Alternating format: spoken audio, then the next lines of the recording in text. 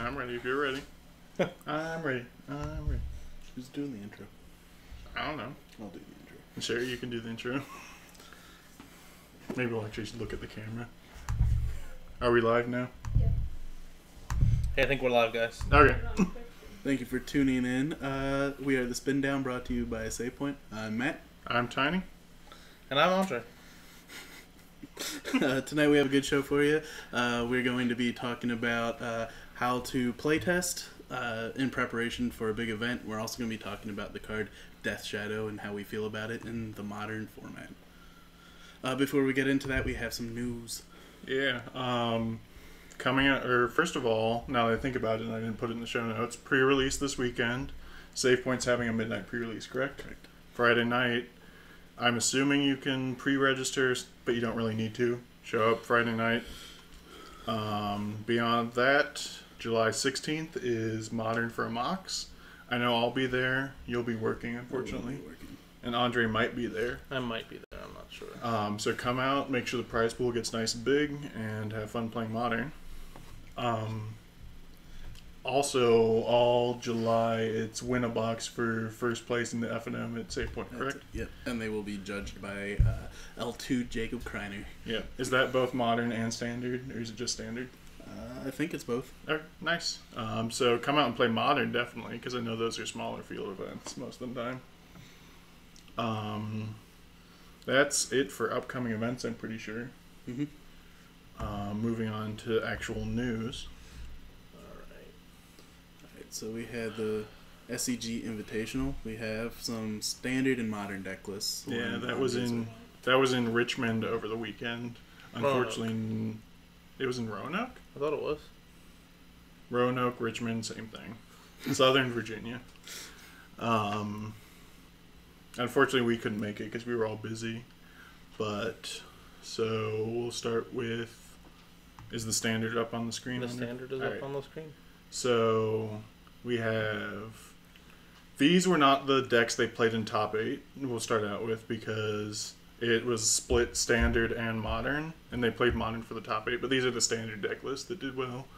We have Grixis Colossus, Mardu Vehicles, Teamer Pummeler. The deck I want to look at is Blue-White Monument, because that's a new deck. And then we have 3 Temur Energies and a Green-Black Energy. So let's look at the Blue-White Monument. I'm working on it.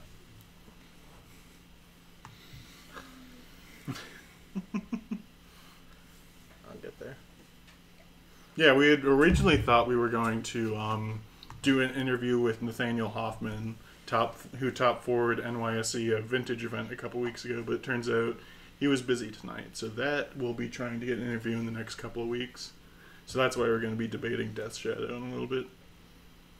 Alright, so Blue-White Monument. What is this deck? Plays a Catcher's Monument. That's the white one, correct? Yes, that's the one you get a... And a bunch of white creatures, it looks like. So this looks like it has some remnants of the blue-white spirits list. Mm-hmm. With Selfless Spirit, Spell Queller, and... Oh, it plays Dusk. I guess all the creatures are smaller than 3/3s. Oh, I broke it. Yeah, I guess you're just trying to generate value with a Catcher's Monument and blow everyone's huge creatures up with Dusk.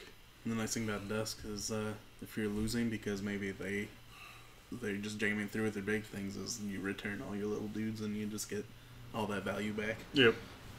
Yeah, so evidently it's a good deck because it top 8'd something. Definitely didn't see that coming. I thought that this was just going to be a green-black and red-green energy type metagame.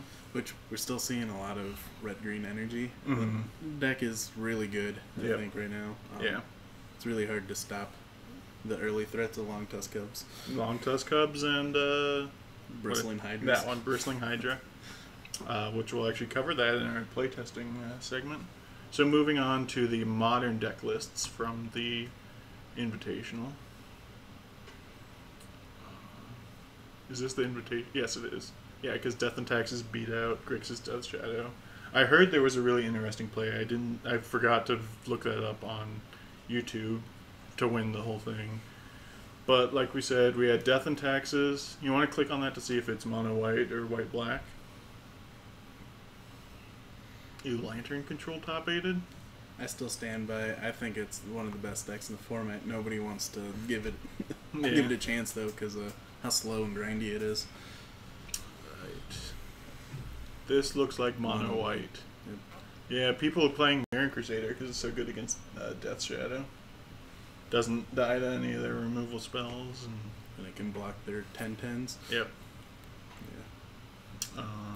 I still love that Thraben Inspector is a playable card in Modern. I do like the Weathered Wayfarer. Mm-hmm. I don't really ever look at this deck too often, but do they play a lot of Weathered Wayfarers normally? Like, or any? I think they normally play the Singleton Yeah. just as their like 60th card. It's a good one. Yeah.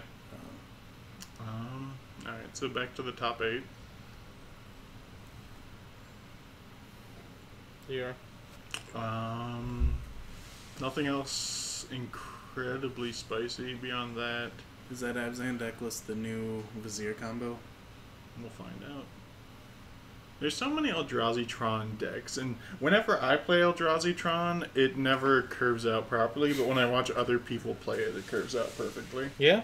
Tell me about it. Yeah. No, does it not looks look- like it's just Abzan mid-range. Yeah? Yeah, so it's just it's Jund, but with white instead of red.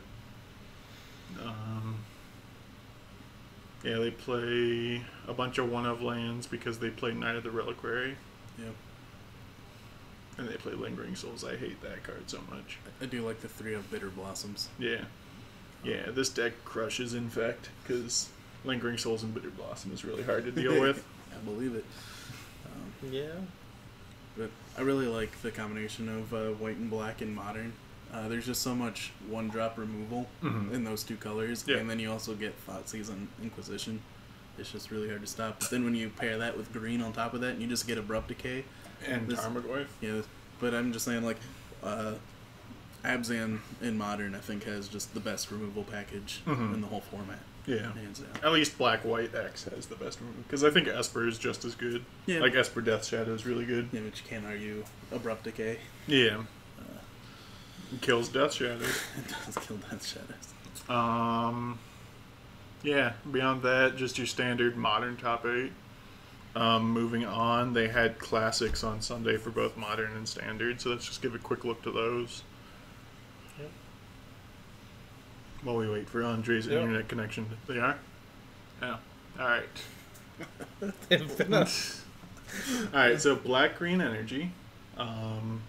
What's this Temur Delirium deck? Let's look at that. Ooh. And there's a Bant Delirium. Ooh, and he has a sweet Irish last name. James O. Oh. Honestly. Oshag Hennessy? So we got Okay, it's just you get to play Grapple and Vessel of Nascency and things like that, and you're just casting Elder Deep Fiends and Ooh, Nishkana looks like it. yeah. That's pretty spicy. That Mhm. that card kind of disappeared from Standard for a while. You can tell this is a list he worked on for a while because there's a lot of 3-ofs and stuff like that. That's someone who's been shaving and making everything work together really well.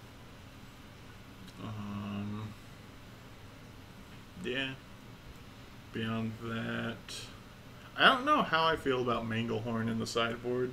I think now that Marvel's gone, it's really good against the Colossus decks and really mediocre against everything else. So, I feel like Colossus decks are kind of getting free wins right now, Mhm. just because people kind of forgotten about them. yep. And the sideboard cards that you play against Colossus are the same ones that you bring in against Aetherworks Marvel. Okay. So you cut those when Marvel disappears, and Colossus is just Yeah, that makes sense. doing pretty well. I don't think that'll last though. Yeah, that's fine. Let's look at this Bant Delirium deck. What do you think they're running white for? Could be Spell Queller, could be Thraben Inspector. Descend upon the Fisherman.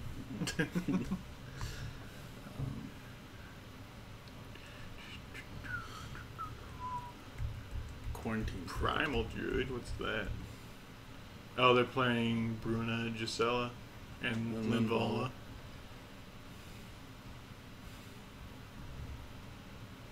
Quit scrolling, Andre. I want to read what Primal Druid does. I'm gonna get to it here. There we are. Alright, when it dies, you may search for a basic, put it on the battlefield tapped, and then shuffle your library. So it's like, I guess it's not like, but it's close to, what's that card in Legacy? The one that gets everyone 2 basics or whatever when it dies. Nah, forget about that. I was gonna say it was more like Sakura Tribe Elder, Yeah. but you don't get to sacrifice it to do it. They do play 1 Descent Upon the Sinful, 3 Fumigates, 1 Quarantine Field, 3 Dissenter's Deliverance. I get that they cycle, but that's a bit much, I think. Seemed to do him well. This is a... I'd have to see this deck be played, because it definitely doesn't look like a deck that runs smoothly, looking at it on paper. I don't know. Their spells kind of get them to their late game just because you keep resetting the board. Veteran Explorer, that's it. Hoffman knows Legacy cards. Yeah, so that's standard. On to the Modern Classic, which I think you'll be most excited about. Alright. Merfolk took first. I know you love Merfolk. It's one of my favorite decks. You also like Fairies, and Fairies seems to have taken fourth. And Jeskai Control took sixth. Jesus. This is just my event. Yep. And then a bunch of Tron decks, a Bant Eldrazi deck, and an Abzan Traverse deck. I think it's cool that Traverse the Uvenwald seen play in Modern. It's a really good card. Yeah. It does what you need it to early, and it finds you whatever you need at the end of the game. The one unfortunate thing is if you click on the Abzan Traverse deck, to make Traverse really good, they play 4 do-nothing cards that cost way too much money. They play, Mishra's Baubles? yep, Mishra's Baubles. I hate that card so much. But they play the Fatal Push, Path to Exile, Inquisition, Thoughtseize, Lingering Souls. I think that's just the best combination of cards to be playing at the moment. Yeah. You should just build this deck since you have your Goyfs and all that type of stuff. And your Lilies. Yeah. Yeah. Yep. They play a Gaddock Tea in the sideboard. That's interesting. I guess they get to play a bunch of one-ofs. Because they play Traverse. Shriekmaw. One of Renegade Rallier. Renegade Rallier is really sweet. Yeah. I do like that people were splashing white to play him with their Death Shadows there for a while. Back when people were super greedy with the Death Shadows deck. Yeah. So that's the Modern top 8. I don't believe any other major events happened over the weekend. No. So next in the news, Commander. We have our next tribe announced for Commander. Cats. Cats. Yep. Green-white cats. Mm-hmm. So unfortunately, we probably won't get a Wild and a Cattle reprint in this deck, but it could be a 2/2 in the deck. That would be great. Yeah. He seems a little underwhelming, but then again, we also don't know what. Yeah. What does he do again? So it's If he's in your command zone or on the battlefield before combat, one of your target cats gets +3/+3, Okay. and then you can pay. I think it's 4 or 5 mana, to give one of your cats like It doubles their power. It looks like. Yeah, and it gains trample too. Okay. So it's a mana sink. Yeah. It'll be interesting to see what the actual deck list brings, because obviously this guy isn't beyond just being a fun cat lord, or not lord, but legendary Yeah. cat. I mean, if you're gonna build like a tribal cat deck, I don't think he's terrible. Like he's no Ulrich for all you werewolf fans. I think they said that one of the creature types is also gonna be humans. Did they? At least that was speculation, if nothing else. So right now we have dragons and cats confirmed. Okay. I don't know. I don't think they were too spicy. They said that we wouldn't be able to guess. The And creature then types. immediately did dragons. I'm still calling 5-color changelings. It's whatever you want. Well, then they can't be wrong. Yeah, they print the general just gives all creature types +1/+1. Alright. And now, final bit of news. They, just in time for me, because have we talked about us doing our 1v1 challenge? I think we might have, but if we didn't... So Matt and I are planning to, on one of our gameplay streams, do a Magic Online 1v1 Commander challenge for build the deck under $10 and the general under $5. Mhm. And I immediately, being the person who likes to break formats, thought of building Vial Smasher. I bought the deck a couple days ago, and then today they banned Vial Smasher on Modo. Which I think anybody reasonable enough would have seen that coming. Yeah, I definitely think they should have banned Vial Smasher to begin with, but as long as it was unbanned, I was going to play it. But yeah, Vial Smasher got banned because it was a huge part of the metagame. Beyond that, if we scroll down, I know you were pissed about this. Ponder, Preordain, and Brainstorm got banned. So my argument is that in a 100-card singleton format, like Commander is, like your cantrips aren't really necessarily as powerful as if they're 4-0s in a 60-card deck. Yeah, I guess their thought was they didn't want everyone to be like, oh, I have islands in my deck, here's the first 3 cards I put in the deck no matter what. Yeah, but Commander is pretty much a format where your color scheme kind of dictates the first 10 to 20 Yeah. cards anyways. Mm-hmm. Like I said, like pondering with 99 cards in your deck. It makes the games less variance based, which I get that Commander is about generating variance, but I think 1v1 Commander is just isn't about variance. Yeah, it's about making your deck as consistent as possible. Yeah, exactly. I don't know. I can get where they're coming from, but they didn't ban any of the 1-mana tutors. Mm-hmm. Like, there's so many efficient black tutors and efficient green tutors that you can find anything you need. Yes. And those are fine, but a card that will help you draw a little bit smoother isn't okay. I don't really see where they're coming from. Yeah. And on top of those blue cards that got banned, Treachery also banned. I kind of agree with Treachery getting banned because it wins so many games. It's probably my favorite Commander card. There's nothing better than give me your Commander for free, essentially. And if you have High Tide out, you can go cast High Tide, tap 5 lands for Treachery, untap them, make 10 more mana, and then cast an Emrakul, because he is also banned in this format. The Aeon Storm isn't banned in the format? No, I guess it is 1v1. So it's kind of more balanced. And then things that got unbanned: Biorhythm, Limited Resources, Painter Servant, and Trade Secrets. I know what one of those cards does. I don't know what the other 3 do. Biorhythm is everybody's life total becomes their creature count. Oh, okay.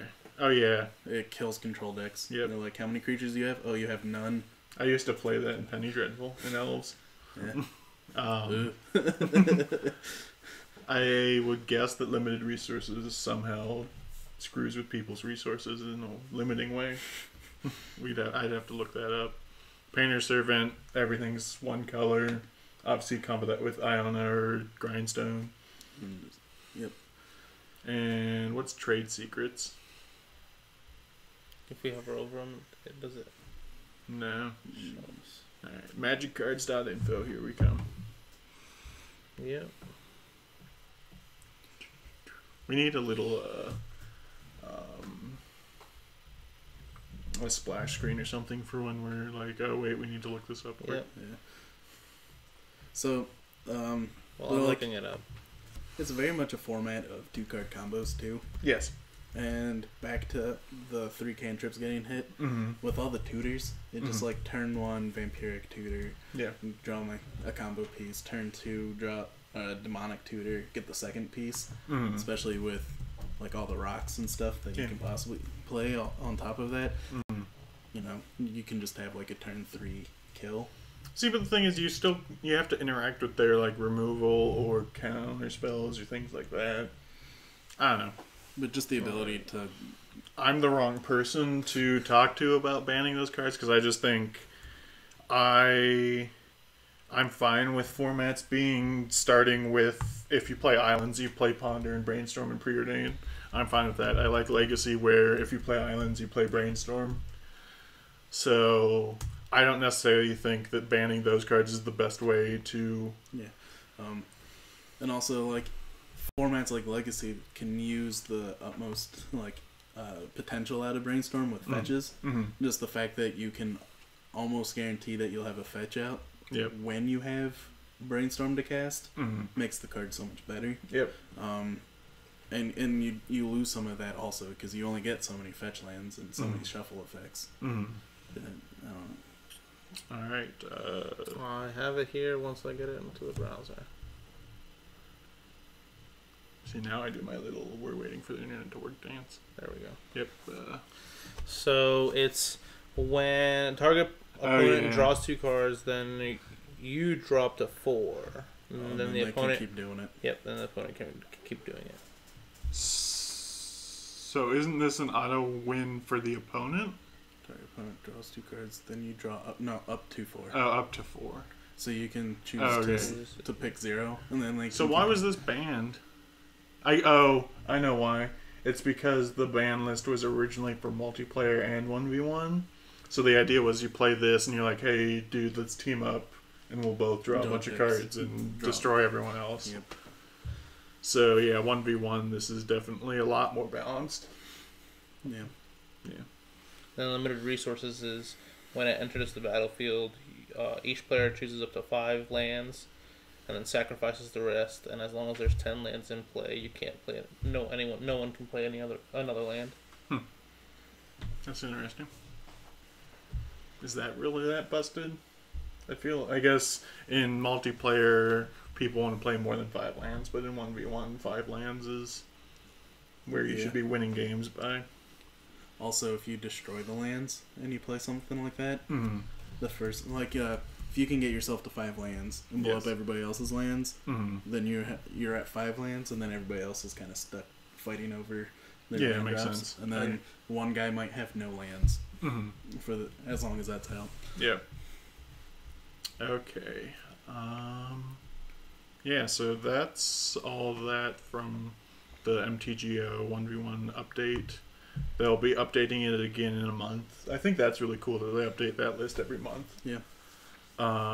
So now that we're done with the news, before we move on to our first topic, I just want to start by pointing out, since we didn't say this in the news, I guess we still can. You can. We made a I'll Patreon. allow it. We made a Patreon.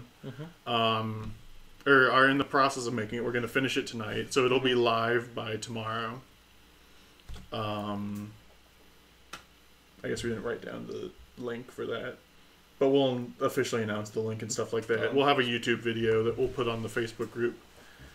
But the tiers that we have are, if you donate $1 for each podcast episode that we do, you get behind the scenes audio recordings. So we'll record audio of us before and after each episode, so that you can listen to us making fun of Andre, pretty much. Mostly. In a nutshell. They're pretty great. For $5 per episode, that's the one where you submit a deck list and we critique it / play. We might play it, we might critique it, but we'll talk about it on one of our podcast episodes. Yeah. And we'll give you credit for the list. Yeah, we'll make sure and mention your name if you want us to. If you don't want us to mention your name, we don't have to. $10 an episode gets you the videos and the notes. we give you the show notes for each episode, which early. As a plus we'll actually write out show notes. Yeah, a day early. Yeah, so each Tuesday before an episode, we'll send you the show notes. And you'll get any YouTube content we make. Yeah, any not live, pre-recorded YouTube content you get 24 hours before anyone else. Correct. And then that's it for now. That's it for now. We're working on a higher tier that will also get you a t-shirt, but we need to figure out pricing on t-shirts. Yep. And goals are, when we make $15 a month, we'll start streaming to Facebook on top of YouTube and Twitch. And we make $25 a month, we'll start having a RSS feed of audio recordings of each episode. Yep. And $40 a month, we'll have a website with a blog that we do on top of our videos. Yeah. Beyond that, watch out for we're gonna record a video about it and post it on our Facebook page, so watch out for that tonight. Yeah.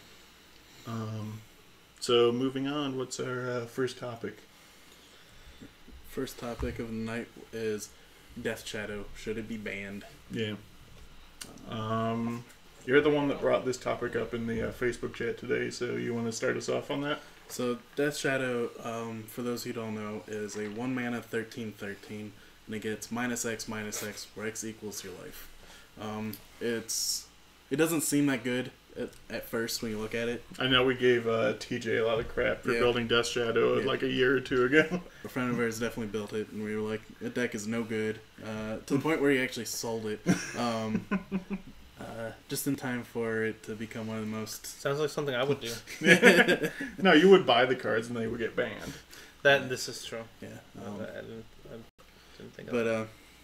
So the goal of the deck is to lose as much life as possible, as quickly as possible. So you play cards like, the fetch lands and the shock lands, losing life.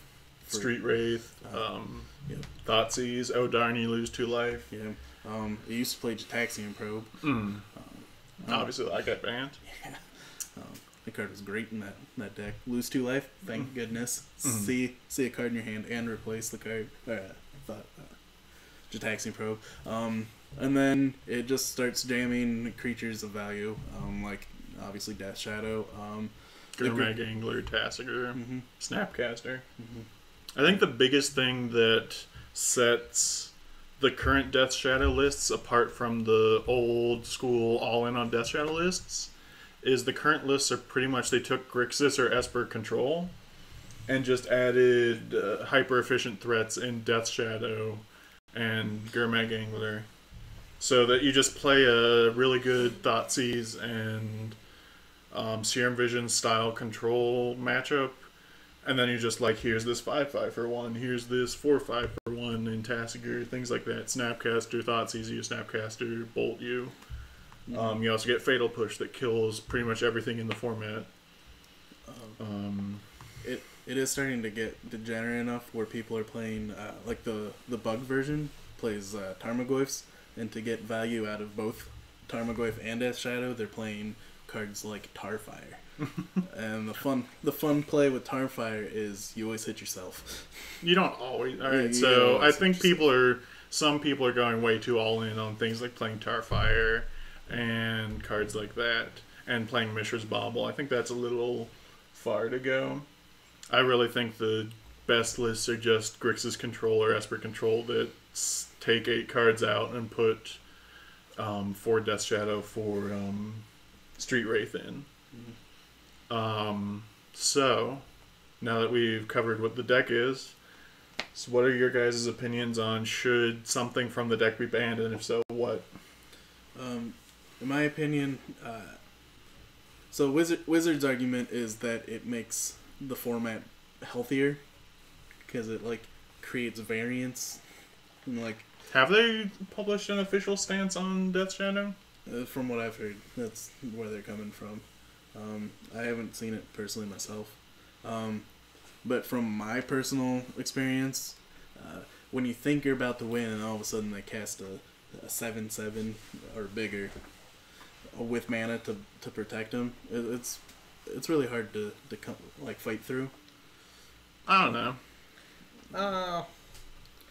We were talking about it earlier, and part of me thinks it should be banned because it is it just does win out of nowhere when you get to cast a 1 mana 7/7 or a and it's oppressive from that standpoint. But to your point, Tiny, also I kind of see your side where it's it's not an overwhelming part of the metagame where it's every deck. Like in standard, when they banned Marvel, it was everywhere. Yeah, it was like Everyone 35. It was playing. 35 to 50% of the metagame. Everyone was playing it. and As it was opposed to Death Shadow, I think Jared said that he did the research for the GP last weekend, and it was maybe 10% of the metagame. And I just don't think 10% is a percentage that you should even think about caring if the deck gets banned or not. I agree. I think in Modern, I think Modern is very diverse right now, Mm-hmm. and that's exactly what Wizards wants from a format. So it's hard to say it's hard to make an argument to ban a deck or a card from a deck if it is only a low percentage, 10-15% of the metagame. Mm-hmm. I mean, when it gets up to like 20-30%, then they should probably start watching it. Yes. But it seems like there's other decks that are kind of getting edges in other ways that are kind of edging them off Mm-hmm. from getting into. Yeah, exactly. Like, so I think like the the new Vizier combo decks, I think they don't have a bad matchup against Death Shadow because they just play a bunch of dudes, and 1-for-1 removal isn't great against them because they play Collected Company and things like that. Mm-hmm. I think full-blown control decks, it's not the end of the world playing against Death Shadow because their 1-for-1 removal is really good against Death Shadow because they only play 1 or 2 threats and try and win on top of those. I think white decks have a really good matchup because Yeah. they just go like Path to Exile is just really good against that deck. Yep. Because lists are playing Kolaghan's Command to recur them. Either Kolaghan's and Grixis or what's the black-white Orzhov Charm in Esper. And they're even talk of playing what is it, Claim to Fame? Once I that don't know gets what that printed, one black. It's one black bring a CMC2 back to the battlefield. Is it 2 exactly or 2 or less? 2 or less. Okay. 2 or less. And then it's a split card. So Claim is the reanimate, and then like 2 in a red or 2 red, something like that. It gives target creature +2/+0 and haste. Okay, so that side doesn't really matter for... No, it's No. not. It matters, but... I mean, there are cases where if the board is clear and you have enough mana, Yeah, you just can like go bam. reanimate them, jam them in for haste, Yeah. which is pretty good. But you need like all your mana producing lands in play to do that. Yeah, so I personally don't think anything needs to be banned. I know some people do. If they did ban something, what would you guys say would be the card to be banned? It'd probably be something like Street Wraith.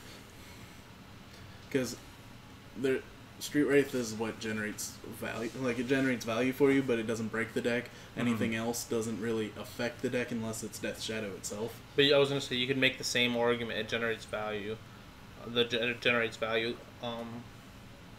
You can make that argument with a lot of the cards in that deck. Yeah. Where the problem card is Death Shadow. That's what makes the card the deck over the top. Because like Thoughtseize isn't broken in Jund or any other black deck. Or Street Wraith isn't terrible in Living End. So is it really the problem? Are those cards really the problems? And we see Wizards all the time ban cards, enablers instead of the problem, instead of the threat, to make it, and it just hurts other decks that use that card. Where to the point where those decks are unplayable. And is that really worth it? I personally think, I know no one else agrees with me, and I don't think Wizards will do it, but I think the card that makes the deck absurd is the counterspell. Stubborn Denial. Yeah, I think Stubborn Denial is what makes the deck insane. Because in my testing, there's been so many times where you can beat their 5/5 in play, or their 4/5, or their 6/6 in play, but you can't beat a 1-mana negate. And I think that card's just it's the card that ties the whole deck together and makes it so that they don't just lose to Path, or they don't just lose to you storming off, or you infecting them, or things like that. Just having 1-mana negate, that's so significant. 2-mana negate just isn't nearly as good in the deck as 1-mana negate. Yeah, it lets you play more things. So I think that would be the card that would balance the deck out if they thought it needed balancing. I don't think it does, but I think that's the card to look at, personally. Yeah. I don't think there's anything else we really need to cover on Death Shadow. No. Yeah. Yeah. So, yep, that's our debate on Death Shadow. Mm-hmm. Anything else you guys want to cover before we move on to our final topic? No. I think we got everything. All right, so continuing our how to become a more competitive Magic player segments, we're going to move on to playtesting, which will take what we talked about 2 weeks ago with the deck building, and we'll use that to refine our deck. So the whole point of playtesting is that is how I got from, you want to pull up the rug ramp list? From... It's in the docs. Okay. Yeah, I can do that. Give me a second. All right, while he's doing that, let's talk about what we're going to do next week for the gameplay stream. Okay. So pre-release is coming, and we're pretty sure that means that we can do drafts. Yeah, drafts on Moto. Yep. And so our next gameplay, we will be drafting some Hour of Devastation, and if Hoffman is available, we would probably going to try to do our interview with him while we're playing. Yeah, if we can we might, depending on his availability, we might switch it from a Wednesday night to a different night or something like that. But if we can get him to join us, one, that'll be nice to have a third person to do the gameplay stream with, and we can just double team the interview and the draft in. Next Wednesday should be good. All right, pencil yourself in for 8:30 Wednesday, Hoffman. This one? Yes. All right. So. Just give me 1 second. It's coming up. But yeah, that's what we'll be doing for our gameplay stream. And then the next gameplay stream after that, I think we'll do our 1v1 commander. Budget commander. I use pens. Oh, pen.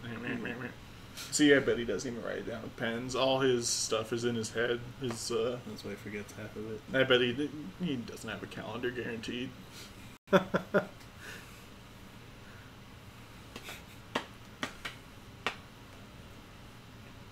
on. Alright, well, still while we're waiting, is there anyone out there that would be willing to help us with a more professional logo design so that we can start looking at t-shirts and stuff like that? Because I know that's something we want to do. We want to get everything looking slightly more professional than my thrown together logo in Photoshop. So if there's anyone out there that would want to do that, message us or something like that. Yep. Alright, so playtesting. That is how... See, It's up. so that's how you get from this deck list in Rug Ramp, which is a build off from the list we playtested. That's how you get from this to Red Green Monsters, which is the next deck list I'll ask you to pull up. Of course. So how do you get from this random Rug Ramp deck to something like Red Green Monsters? Every time I hear that, I just miss... You miss Pelucranos and Stormbreath Dragon? Yeah, so do I. So much. And getting to play 1-drop Mana Dorks? Can't you just go back on this page? I can. You can't play one mana dorks. That's now that I've played Standard more, I do agree with them that 1-drop Mana Dorks are really good. All I want is 2-drop Mana Dorks that don't die to spot removal. Give me Farseek or Sylvan Caryatid. Alright, so now we jump into... I know we're giving away our show notes for free. They can see it. Andre, what are you doing? So how do you get from Rug Ramp to a more streamlined, curve-out, mid-range deck like this? Playtesting. So you can ask both of them, more Matt than Andre, because I complained to you a lot more about how the Rug deck wasn't doing well. All of the week leading up to the PPTQ, I was playing the Rug Ramp deck on Moto in the Standard Leagues, in both the Standard Leagues and in the free play matches. And I could consistently beat every deck except for the Attune with Aether Long Tusk Cub decks. And I tried and tried and tried to figure out ways to beat Long Tusk Cub and just couldn't. And so, what do you do when you can't beat something? You join it. Yep. So I decided we would start casting Attune with Aether and Long Tusk Cub, just because it's just such an absurd engine. I think that's the first point to playtesting is you need to be willing to learn from your playtesting and not just learn that you need to build your deck to beat something, but if you're just consistently losing to something, maybe you should just be playing that. Yeah. Or something different, just in general. Yeah. Just because you couldn't beat Long Tusk Cub didn't mean you have to then make a Long Tusk Cub deck. You just have to build a deck that can beat Long Tusk Cub consistently. I think that's the biggest trap people fall into is... Falling in love with their deck. Yeah, you fall in love with your deck, and you find a weakness, and it becomes so inbred trying to beat that weakness that all of a sudden you're losing to all the other decks when you're trying to beat one deck. And it's definitely interesting seeing how lists change to become... But like, also like that is I feel like that's specific to standard. Mm-hmm. That's not as relevant. I think it still like kind of works in modern. In Legacy, it definitely becomes less super metagame dependent, but in standard, it's definitely it's the most. There's the best deck, and then there's everything else. Yes. I also feel like it becomes more relevant if you're trying to build your own deck. Mm-hmm. Because if you're pulling a list offline, if you're net decking, these people have already had success with their deck for it to make it to MTG top 8 and whatever, which means that they've already gone through this whole process and they've streamlined their deck to beat as many of the decks around them as they can. But when you're building your own deck, that's when like holes start to become more glaring. Because maybe you didn't think of something like like maybe you didn't think that Relentless Dead was just gonna be angry. Maybe you couldn't beat Long Tusk Cub. But you can't allow that to destroy your deck. Yes. Yeah, but so that's how I ended up changing decks so much.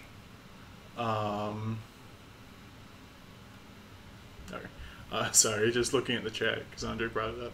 I need to work on that, talking and looking at chat at the same time. But processes for playtesting, how do you get as much possible gameplay with your deck and get the best quality gameplay? I think building the deck on MTGO definitely gives you the most gameplay for your time and for your money, because you can play Magic whenever you want without having to have one of your friends there, without having to have the deck either proxied or built in paper. It definitely costs money, obviously, because you're buying a whole deck online. In standard, probably spending $100 to $200. But it gives you the most bang for your buck, time and money-wise, I think. You also get a wider variety of playtesting. Like, you can't really expect out of like your group of friends who play Magic with you to have every deck represented. Yeah. But if you play online, you can almost guarantee that if you spend enough time in one day, you'll have at least seen every top deck once. Yeah, and that's not to take away from testing with friends, because I think testing with friends is definitely... You should combine both. You should play on Moto, and then you should bring that to the table and test with friends, because one... You get feedback. You bring everyone's ideas into a sort of mind meld as to what you should play, what cards should be cut, what cards should be added. It gives everyone a chance to practice, because maybe everyone doesn't have an MTGO account with cards, and maybe they want to practice as well. You also need to think of that. If you're going to be on a team, you can't just be thinking about your experience. You have to be thinking about their experience as well. And I know I definitely sometimes fall into that trap, wanting to test my deck all the time and not wanting to test other people's decks against random decks. I also think it's very important to play test the right decks. Like if you're playing with friends, you can't just play their deck against your brew. Like you need a good representation of the meta, because like if I want to test some kind of modern brew and you want to test some kind of modern brew, it does neither of us any like good to to jam them against each other, like Scred versus... Yeah, like, so the night before the team event a couple months ago or whatever down in Baltimore, we definitely spent 2 or 3 hours testing Scred versus Infect, which, while it was me getting to play my deck that I was going to play and giving me reps with it, it definitely didn't add any real quality to my gameplay the next day in the tournament, because Scred's just such a minute presence. And also, it's such a terrible matchup for Infect. That's another thing is, if you're dead set on playing a certain deck and you find a matchup that's just absurdly awful for you, it's easily 90% of the time they win. And this goes for sideboarding as well. Sometimes it's just not worth it to care about that matchup. You accept that that's going to be a loss. You don't waste slots in your sideboard for it. You don't waste time practicing for it. And you just move on and test your 50-50 matchups, your 60-40 matchups. Things like that. And vice versa. If you win against a deck 90% of the time, you don't necessarily need to practice against that either. Yep. Another thing to do, a thing that Hoffman and I like to do a lot, I haven't heard anyone else mention this, but I think it adds a lot of experience, is switch decks. If you're going to play a deck and you've tested the matchup a lot, hand off the deck you're going to play and play the matchup that you're testing against, because that'll give you experience with how the other side is feeling in that matchup, weaknesses in the matchup that you can attack, lines that maybe you didn't think of because you weren't thinking from their side, cards that they're scared of that you're like, I don't know, just situations, and it gives you a broader sense of how the matchup works. Yeah, and like, since we're going to be doing a team event, I do think that everybody in your team should be aware of how your deck works for each format. Like, just because you're playing Modern and I'd be playing Legacy doesn't mean that we shouldn't have an understanding of Standard. Exactly, yeah. And something that I've started doing as I test Infect for the Modern for a MOX coming up in 2 weeks. I have a Google Doc right now that I write down ideas and thoughts that come to me as I'm testing, because I know that actually helps me remember things more, is writing them down. Maybe not even going back and reviewing them, but I just remember things more once I've written them down. My mind it locks more once you write them down. So just write down your ideas about matchups, write down changes you want to make to the sideboard, how those changes worked, things like that. Just write everything that you think about down. Any other thoughts from you guys on playtesting? I think when you're playtesting with a group, especially, I think you want to play someone who you can trust to play. No one gains any benefit out of cheating in playtesting. I think you should be honest with each other. If you think someone made a mistake, don't be afraid to let them know they made the mistake. Yeah. Because you don't want someone to gain a bad habit out of playtesting. And you don't want to gain bad habits yourself out of playtesting. So I think sometimes being kind of brutally honest, like, I think you're making this mistake here every time you do this, is more helpful than being more cautious with what you say to someone. Yeah, and you also have to be, on the other side of that, you have to be willing to take constructive criticism. Obviously, if people are being a jerk to you, you can take that personally. But if people are just trying to help you grow as a player, you can't get mad when they say, oh, you made this mistake, oh, you made that mistake. And I think the other thing, like, is on the other side, like, when you're done testing and if the changes or strategies that you used, that you developed from play testing, don't work, take into consideration that sample size. Like, we can't test every scenario that could ever happen. It's just not going to happen that way. Like, we're not these mega teams that are working on a pro tour, or that are competing in a pro tour, that have 20 plus players playing locked up in a cabin for 2 weeks to test every possible scenario, or as close to every possible scenario as they can. You have limited amount of time, because as most of us, we have jobs, and we're testing when we get an opportunity. Yeah. So it's not perfect. Just get your edges where you can, and if they don't work out well, don't just completely scrap it because you might have gotten positive testing done and learned good things. You just need to fine tune it a little bit more. Yep. Yeah. It's basically don't have results oriented thinking. Mm-hmm. Be able to think subjectively about results. Think subjectively about lines of play. Maybe you found the correct line and it's just 10% of the time it's just fails and 90% of the time it wins. So things like that. Do you think results oriented thinking is probably like the death of a Magic player? Yep. Like, Yeah. it's just the worst mindset you can have. Mhm. It's one of the worst traps you can fall into. Yep. And also, if you feel yourself tilting or if you feel yourself getting stressed, just stop testing. Because I think you'll definitely get a lot more negative results from testing while tilted or testing while stressed as opposed to just not testing at all. Mm-hmm. Don't stay up all night the night before an event testing. Get sleep. You don't need to be testing right up before you start playing the tournament. Obviously, you want to get some reps in the night before just to be used to playing Magic, but don't be cramming. It's like a test. Don't cram the night before. Agreed. We should follow our advice. Well, I don't think we cram. We just play Magic. We to just have play Magic. fun. Yeah. I do think the whole cramming for a test idea is a little different than playing Magic, just because like when you're cramming for a test, you're trying to make up for things you haven't done. Mm-hmm. Whereas if you're playing Magic competitively, you're probably playing Magic Yeah. non-competitively, and just every rep with your deck is just a Mhm. step Mhm. in the right direction for you. Yep. All right, so that's our thoughts on playtesting.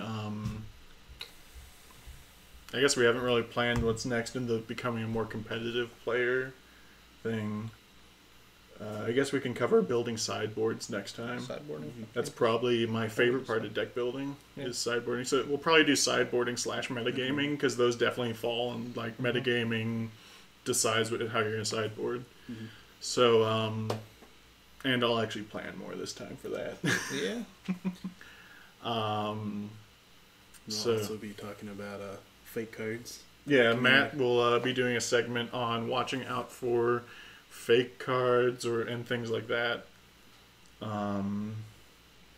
So watch out next week for us doing the pre-release with Nathaniel Hoffman and doing an interview on his vintage event. Then the week after that, the podcast comes back. Don't forget that we are publishing a video about our Patreon tonight, and if you could please sign up, that'll be awesome. That'll help us out with making a better product for you. Yeah. And beyond that, you can find us on Facebook, Twitter, YouTube, and Twitch at Spin Down Podcast. And unless you guys have anything else, we'll call that a night. Thank you for watching. Yep.